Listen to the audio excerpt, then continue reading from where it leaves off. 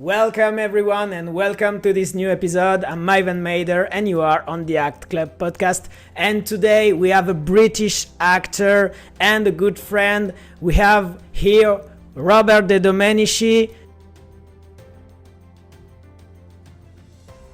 Hey, welcome Robert. How are you? So is it Rob, Robert, Robbie? So what do you prefer? Rob's good. Yeah, Rob. Okay, so hi Yeah. Rob. How you doing? How are you? Yeah, I'm very well. I'm good. It's good to see you again. It's been a Yeah. while, but so yeah, as we were saying before, it's been about 5 years, I think. Yeah, Yeah, it's been five that's years since we saw each other on master classes, I think. So yeah. it's been good. It's been good. So you're an actor. You live in London, if I'm not mistaken. So Yeah. tell me a little bit about your story. How did you, from the very beginning to now? So how did you become an actor? What made you want to become an actor? What's your story here and your art story? What's your first approach of the acting and until now? And how are you now? Well, first of all, thank you for having me on your podcast. I really appreciate it. And it's been quite a long journey. I've been acting since I was about 15, 16. I'm in my 30s now. Um, but my family's Italian, or my mother's family is from Italy, and they're all artists. They're all my grandmother was an actress, and they're all painters. So I kind of grew up in a creative environment where that was kind of influenced me to an extent, and it kind of I was always surrounded by it. And I used to love going to the movies as a kid, especially watching classic movies. So I was always heavily influenced by films from the 70s, I think, a lot of my favorite actors. Um, and that kind of, I don't know, I went to the movies and I think I saw a Taxi Driver. My brother, not at the cinema, but I think my brother showed me the film. I've got the poster behind me, which is kind of, Yeah, it's a classic. I mean, yeah, yeah, one of the best. yeah, and that really influenced me. And I thought that seems like a good job. And and then I studied it at high school, college. That's where I got into plays, and I got actually a very funny story about what actually motivated me to get into acting. It wasn't well, I enjoyed it, but I was also in the football team. I was in the school football team, and I had to choose either sports or I had to choose going to acting. And in the sports team, in the changing room, was lots of these smelly boys, uh, and and 80% of the class in acting was female, I know. and I thought, well, I was very shy, I was very quiet, I was very shy, and I thought, well, I would like to meet girls. I was about 14, 15 years old, and hormones were raging, testosterone. I was like, well, I think I'll go where it smells like sweet perfume rather than the smelly boys. So I went to the acting class and I never looked back. But as it happens, I fell in love with acting and I love movies. And yeah, so I kind of just found myself there. And the rest is what I'm still working towards now. Studying and being in a lot of independent movies, plays, off West End plays, and now I've just recently done my second commercial in Madrid. Oh, great. So Great. yes. So what was the switch when you went out of the high school and you did the theater classes, and when did you begin to work as an actor, like professionally? Well, I went to a local community theatre school in London, and I did a lot of plays there. Um, and I really enjoyed it. I worked very hard at it. And I think I was the first in my class to get an agent. Because I wrote to everybody. And it took forever to try and get an agent. And I really wanted to just go out to professional auditions. So I think I was 21 Yeah. when I got my first agent, and I got my equity card, my union card, which was Hmm. a proud moment, which I think years ago was more a big thing if you were part of equity. Now I think it's easier to get, but it felt like a stamp of approval. It felt like a stamp of earning your stripes. Yeah, sure. So yeah, I think I was 21. I wrote a lot of letters, I or emails. And yeah, I was very tenacious and committed. And I decided when I was 15, 16 that acting was what I wanted to do. And 21 is when I transferred professionally and then been acting ever since. Yeah. Yeah. So, do you remember the first paying job that you had, and what experience was it? Oh gosh. My first If you paying, remember, I obviously. yeah, oh well, I can't. I think it was either it was an independent film I did called The Second Shepherd's Play, which is somewhere on YouTube, and I played a medieval shepherd boy. Oh, Uh, yeah, and I remembered I traveled to the English countryside in a place called Cambridgeshire, and and that was paid, and that was such a big experience for me, coming out of London and staying somewhere that I'd never been to before, and just acting and being in a period costume. yeah. That was fun. And then I think I did a bit of TV right after that, which was also cool. But yeah, yeah. I think. Okay. So you mentioned that your part of your family is Italian. Mm. So what's your story here? So you have are you a first generation of being born in the UK, Yeah. or your second generation as your mother always was born in the UK? So I'm first generation. So my mother was born in Naples, Oh Napoli, yeah, and that's it's like theatre in itself if you've been to Napoli. I But know. Yeah, yeah, it's like it's a very theatrical, sensual city. It's very alive, and so my mother came here when she was a toddler, when she was a little girl. She came to London, and I was born in London. Yeah. okay. And so you do speak Italian a little bit, or Yeah. you're bilingual? I'm pretty bilingual. Yeah, there's certain words or phrases you forget when you're not speaking every day. But when I used to talk with my nonna, especially my grandmother, they were Yeah, always speaking in Italian usually. And if you forget some words, you use your hands. yeah, You, yeah. you make I know. yourself expressed. But yeah, I'm pretty fluent, I'd say. So. Yeah, so your grandmother was speaking in dialects or in Italian classic? It would be Napolitano, dialetto Yes, napolitano, dialects. yes, Yeah, one of the toughest ones. it can be, but it's funny. I When you grow up with it, it's kind of normal. When you grow up with dialect, and sometimes actually I speak more dialect than people from the place Yeah, because Naples now or certain places they speak the standard yeah, dialect, and then I come along and I speak like an old man from years ago. yeah. So it's quite funny actually, and they think like, who's this guy speaking dialect? He's from London. Yeah, I mean that's funny when these new generations who are born in other countries come back to the old country, and they have the old ways, and as you can see in the Italian Americans, as some of the Italian Americans movie, The Godfather and everything, you can see Hmm. this culture. So I think that could be one of your passion. This kind of movies, Hmm. Godfathers, Goodfellas, Sure. Taxi Yeah. Driver. I see. Yeah. Do you have a Rocky Marciano? So you're into boxing as Yeah. well? Yeah, I used to do a bit of boxing when I was 16, 17 for a few years. I used to box. And then I'm also a personal trainer. I'm qualified personal trainer when I wasn't acting.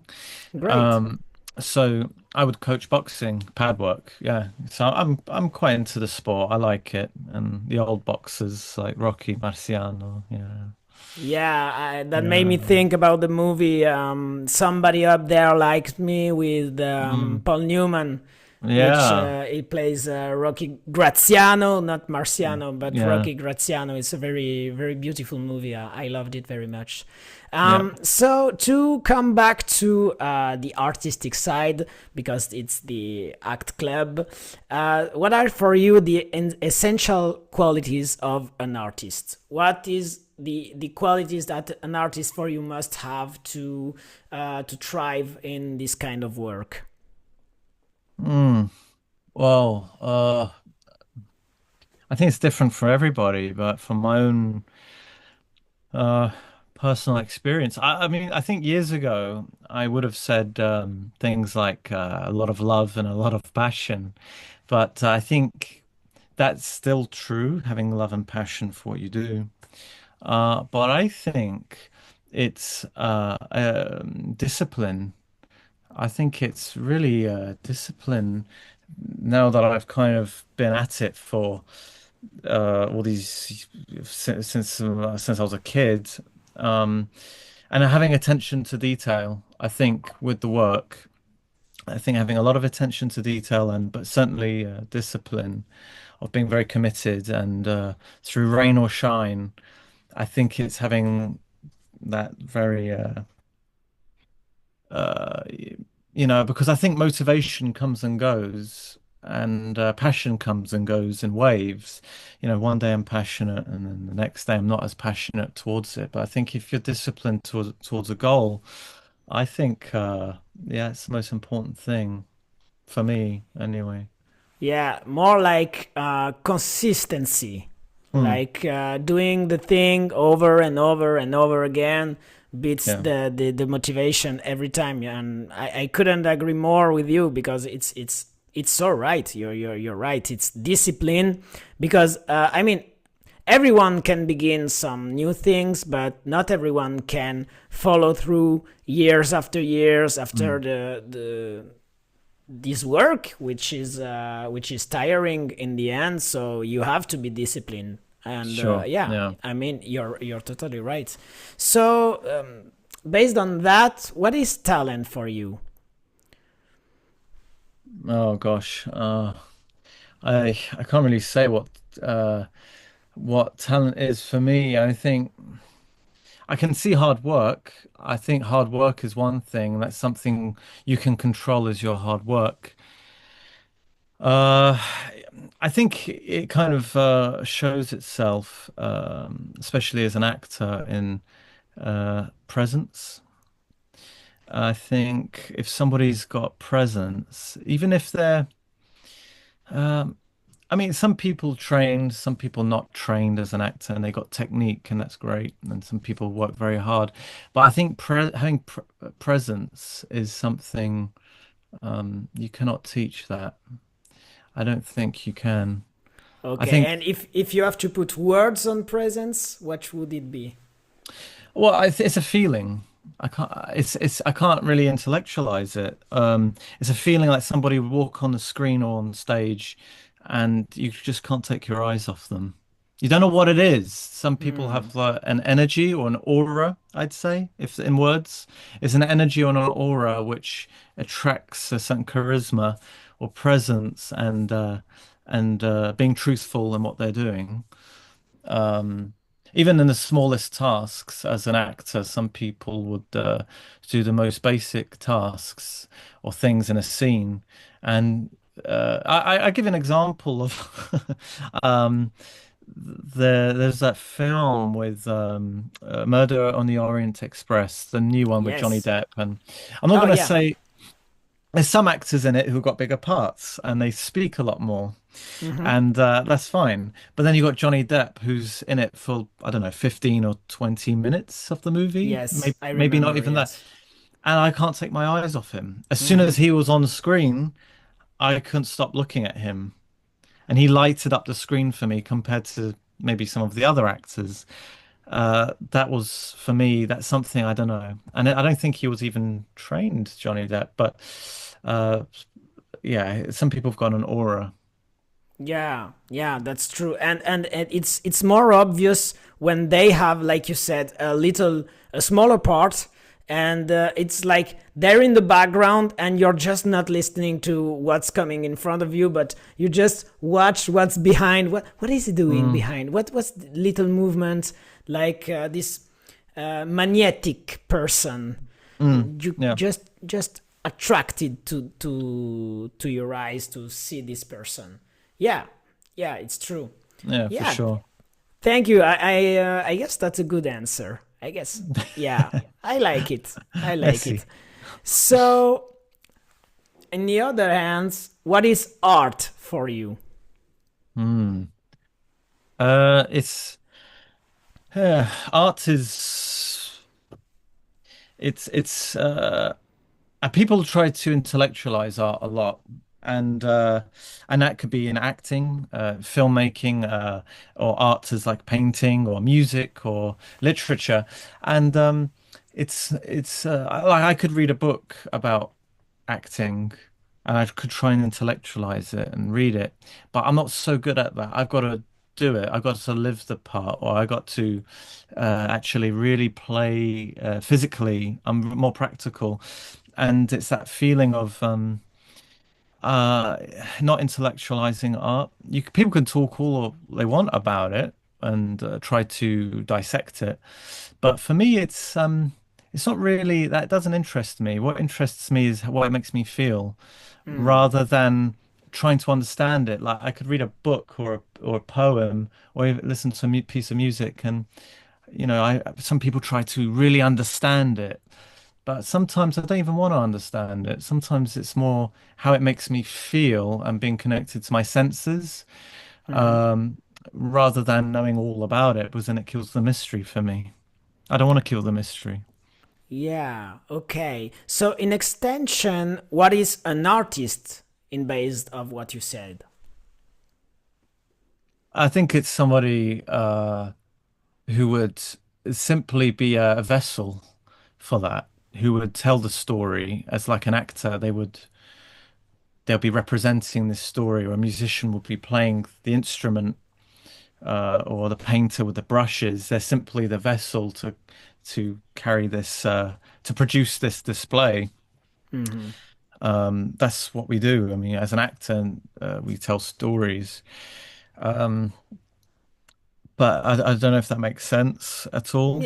Yeah, I guess yeah, Um, that totally makes sense. And I mean, the way you put it, I found it very profound. The fact that we are barely just a vessel to just it's like the story or this emotion, and it's going to put through us and through the audience. hmm, So yeah, I guess you said it in a good way. In a good way. I like that. merci. Yeah. So for your thought, how important is to have a mentor in your art, and did you have one? If yes, who? And do you still rely on this mentor or mentors to get through your career? Um, so was my first mentor or somebody that really I guess influenced me, or if you have multiple mentors, you can say, or that can maybe be someone who you didn't meet, but you wrote book about it, and you saw all of his work or her Hmm. work. So yeah, what is it? I think I mean there's a lot of actors that there's a few actors that I particularly enjoy that I would watch and learn from how they did this thing or their style. and some of the things they don't do that's more interesting. Some of some actors don't have to say anything, and that's more interesting to me. Can you name Is them? Oh, the usual. There's Yeah, but I know for the audience, I know that you know that I know, but for the audience, can you tell us out loud? there's Bobby De Niro and Al Pacino, and I like Jack Nicholson or Marlon Brando. Those kind of guys, the old school kind of actors, which I think you appreciate too. Yeah, of course. Um, but as actual mentors, I think my father and mother really they work really hard. They've worked all their lives, and I think it's that work ethic they had that they taught me. Uh, but they like my father's not in the acting world, but he works really hard, and we get to have fun for a living. Like if I go on a set and I'm having fun, and I feel very privileged and grateful to do that. So I just think I want to work as hard as my father does, but as an actor, but still with Yeah, the same commitment that he does in his own job, or my mother is the same. I've had some great teachers. I mean, we were both taught by Lola Cohen, uh, and I was also trained at the Stella Adler studio, uh, which was some great teachers there as well. So they influenced some of my technique for sure. But I think you take what's good from that, you take that technique, and you kind of find your own way, and you develop your own style, and you see what works, what doesn't work, and exactly. It's like you're the cook, and you take all the ingredients from some of the other cooks, and you just do Mm. your own dishes. Yeah, yeah, I think so. Different influences and filmmakers too. I've learned a lot from directors, working with some really wonderful directors. I've learned a lot from them because they have a mix. They got a lot of practical know-how and practical doing on how to make this thing possible in a practical sense when making a movie or something. Yeah. So I want to come back to some of the thing that you said that was very interesting to me was like we are very privileged to do this job, and some of us just sometimes forget that yeah, I mean it's a job that's difficult because it's a lot of people who wants to do it, but little offers. Mm, But in the end, we are grateful to have this job and be able to live doing the thing that we love. That's not given to everyone. mm, So yeah, that's in part because that the reason because I began this podcast in the first place, because I wanted artists to remember that yeah, we are we are privileged to do this job, and it's important to remember, I think. hmm hmm So, how yourself do you deal with rejection, which is a very uh, good part of our job? I think I've always had a healthy aptitude or towards rejection. I think I put myself in circumstances early on in my career and where I could be rejected. So it's like kind of training in a way. I think Al Pacino says that you've got to be tough but not too tough where you don't feel anything, which is that balance. But I think I've got a funny way of the more I get rejected, the more it's kind of okay. Let's keep going. Show me what else you got. I've got that kind of devil may care attitude sometimes, and I, it's said quite often, but it's so true. Um, how actors say, um, just go in and you don't expect to get the part, which is true because at least. you expect to get something, the more it frees up your choices as an actor to make a specific choice. Like recently, I did a commercial for Santander Bank in Spain, and I remember I had two auditions for that, and the second was in person. And I walked into the room with not expecting to get the part, but literally just to be myself and be as quirky as I want. I didn't care because I felt that if they want me, they want me. If they don't, they don't. Yeah. And it's that kind of thing where you just do your best, and it frees you up in a way to just be relaxed. And being relaxed is very important. And then I booked the part, and sometimes it doesn't always go that way, but I think it's the most important is to be detached, to be as detached as possible, relaxed, and that just Yeah. frees you up.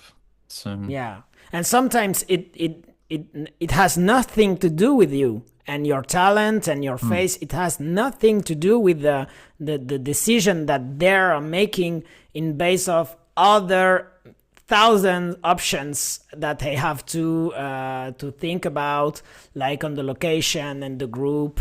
It was very interesting to speak with Dayakim Lyles on my last interview because he's a casting director from New York, and it was very interesting to see his point of view. And like in 90% of the time, he's our cheerleader. Yeah, he's like, mm, yeah, I want you to get the job, but sometimes there are other things that just you don't belong in this part, but for mm, other reasons. yeah, and some things are outside of your control. Exactly. It's some things you can't really have control over. So that's why it's so much out of your hands. And I think it's very important as actors not to rely solely on casting directors. I think it's very important to stick to your guns and knowing what you bring, the sort of, persona you can play or the sort of characters you can play, and to create that. And I think actors is important in a sense to recreate yourself. I don't like using the word brand, but I guess it's to know your archetypes and play towards your strengths because Mm, I think once you get your foot in the door as an actor and you become a commodity and everyone knows who you are, then people can take a gamble on you and you can play this or that. But I think it's very important to know what parts you play very well, yeah. I So think. I guess what you're saying is like you don't like the word branding, but is the word positioning is the right word?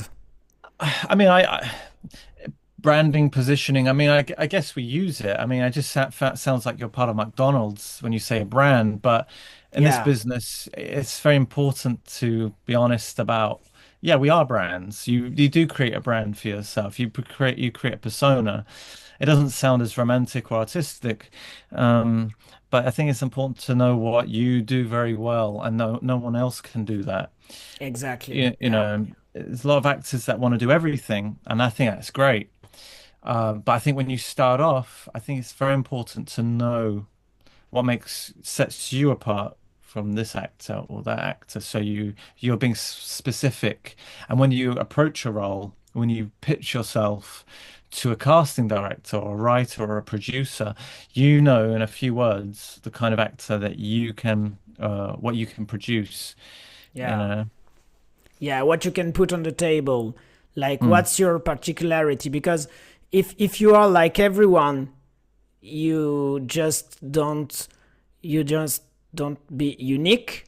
And mm, so who would cast you if you're like everyone else? You just have right. to be special. And if we think about the actors that you mentioned before, like Al Pacino, De Niro, they have this particularity, this peculiarity that they're unique, and no one can do Al Pacino like Al Pacino.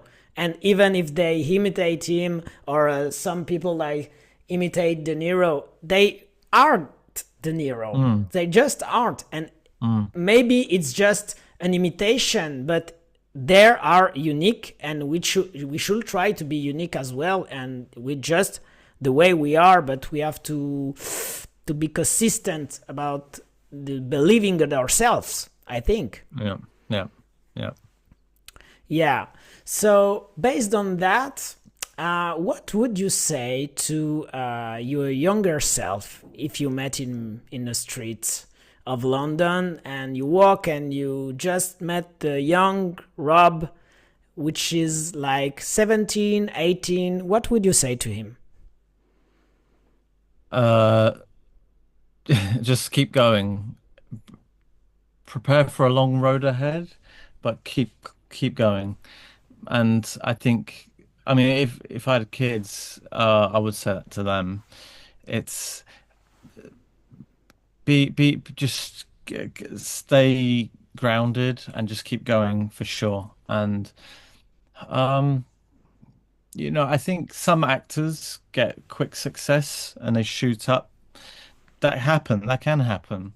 But I think it's to be resourceful as an actor, take from this and that and see what works, yeah, and just move, just keep going consistently. Um, yeah, for sure. Mm. Yeah, yeah. I mean that's good, and I think you're very grounded as an actor because most of the people when I ask this question to all my guests. They have like you should have done this or you should have done that, and I think you're kinder to yourself, and that's good. That's good that you're kinder to yourself, and even your younger self. You don't have regret, do you? Um, I try not to think too much like this without sounding like Tony Hopkins, who says, "No regrets, no regrets." Yeah, yeah, Uh, yeah. he's kind of true in a way because, I mean, at the end of the day, that's the past.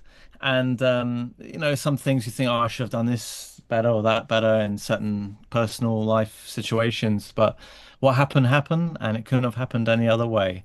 And that's what's made me the man I am today. So it just accept. I'm into believing like you just accept what happens and just take what you have now, the present moment. You have the present, and then you just make the best of it and just move forwards. Uh, but that's it. I don't think regrets is something. Sure, I could sit around regretting things, but it doesn't help me. You just got to learn from it, but you just move forward. So,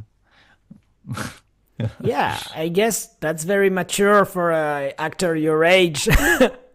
well, thank you. Yeah. I mean, you're still young, so Not a silver fox just yet, I but know, I know. not I am. Yeah. never love him. Yeah. I call that wisdom. You have the wisdom. It suits you though. Yeah, yeah, Yeah. yeah.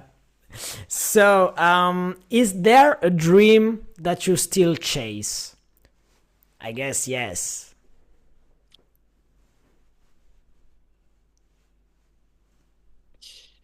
Ah, chasing. Oh, yeah, I have dreams. I have the dreams of doing what I'm doing. I think I used to think that way about dreams I'm chasing. I have goals, yeah, dreams, goals, but I Yeah, think maybe it's maybe more goals. So, what's your goal? because, well, I'm I'm really I mean, when I was in Madrid recently filming a commercial, I'm getting paid to do what I love, and it's fun. You work hard at it, but it's enjoyable work. I'm grateful for that, and I'm exploring, traveling like a city I've never been to before, and I'm living that. I'm grateful for that, and I want more of that, and I enjoy that.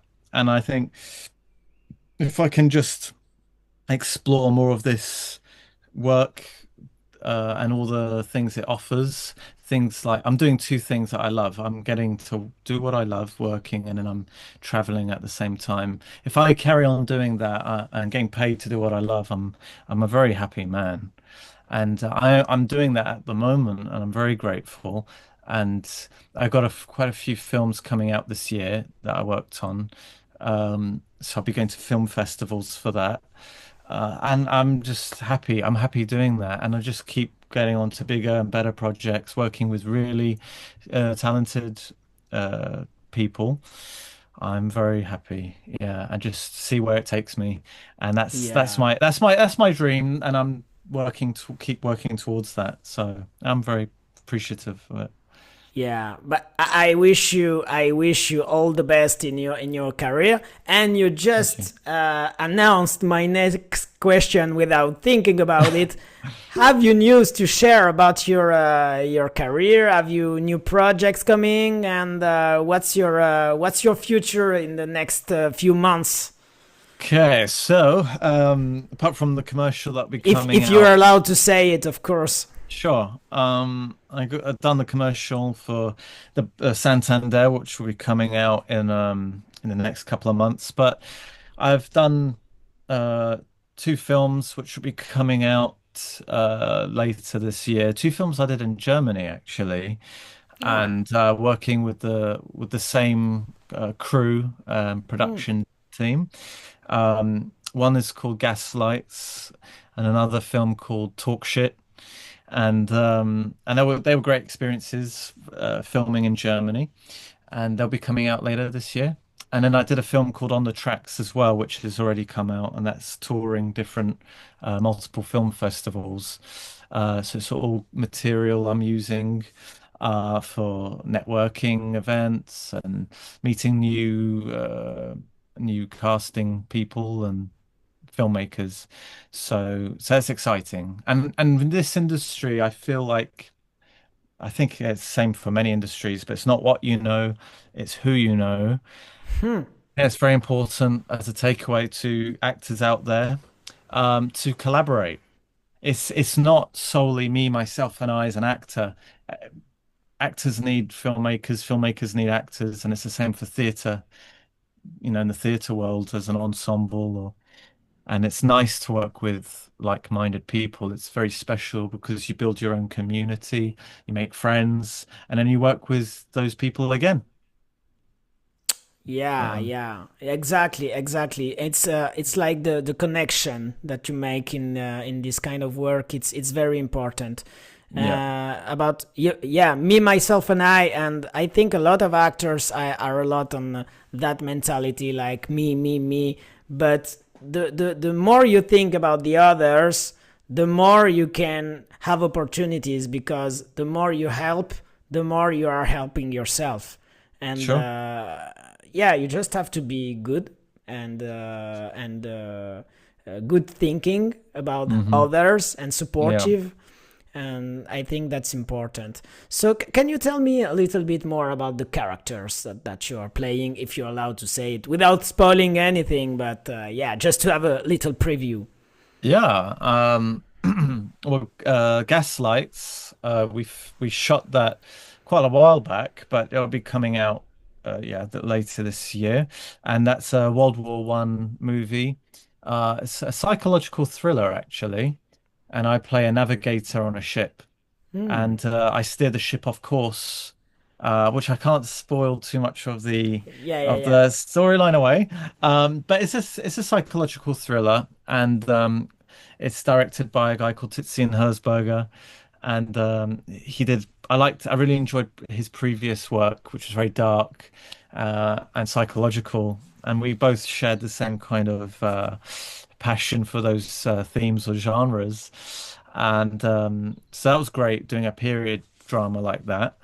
And then Talk Shit, I play an abstract artist Hmm. who basically goes on a talk show. And in this talk show, I kind of admit that all the work I do is bullshit art. It's Hmm. actually, I'm rich and famous from it, but I admit the work I do is rubbish. It's like, like a dot on a canvas, and So people you think it's talk wonderful. shit. Yeah. Yes, yeah, literally, Okay. and it's kind of like it's like a dark comedy, and it's a bit of a critique of how Hollywood cinema, in a way, now has films that come out. People know they're just like Marvel, another Marvel movie or another. No disrespect to people who like Marvel films, but it's like the same thing again and again, or another remake. But people, that production studios may get rich from it, and but they know they're getting rich from it, you know. And it's the same with this guy who I'm playing as an artist. I'm still getting rich from my work because I'm a commodity, I'm a big name, but I Mhm. admit that it's bullshit art. But you know, and the talk show host doesn't know how to handle me on this show. He's not a podcaster, but it's a talk show. So, yeah, so that'll be coming out soon. So I'm very curious to see the both movies because I think it's very different genres.